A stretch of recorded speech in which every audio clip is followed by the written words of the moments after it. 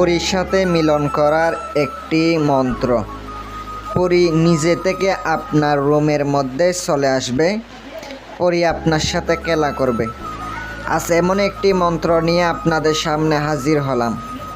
সুপ্রিয় দর্শক, আশা করি আল্লাহ রাব্বুল আলামিনের অশেষ মেহেরবানিতে ও দয়ায় আপনারা সবাই ভালো আছেন। প্রিয় দর্শক, আপনাদের দোয়ায় এবং আল্লাহ তাআলার অশেষ মেহেরবানিতে আমিও ভালো আছি।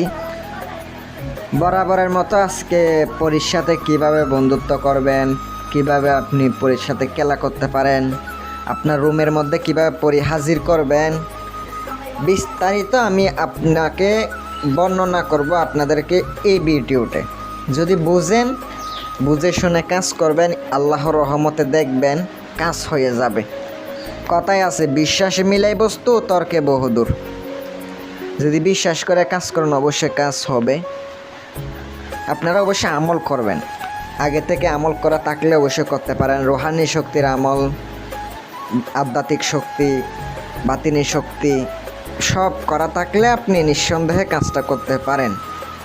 প্রথমত আপনি আংটি যারা নেবেন তারা নিতে পারেন, আমার সাথে যোগাযোগ করবেন, স্ক্রিনে ফোন নাম্বার দেওয়া আছে। প্রথমত আপনাকে সংগ্রহ করতে হবে এক বাটি দুধ, এক বাটি কাঁচা গরুর দুধ সংগ্রহ করতে হবে। এটা কাজটা করতে হবে শনিবার অথবা মঙ্গলবারের দিন।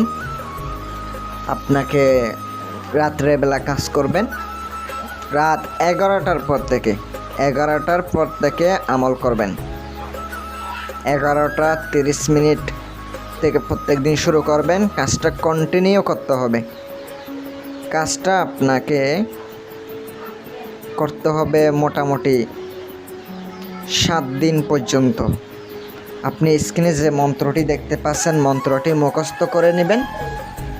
এক বাটি দুধ সংগ্রহ করার পর আপনাকে জবা ফুল সংগ্রহ করতে হবে, 3টি কলা পাতা সংগ্রহ করতে হবে, আর আপনাকে 7 প্রকারের 7টা মিষ্টি সংগ্রহ করতে হবে।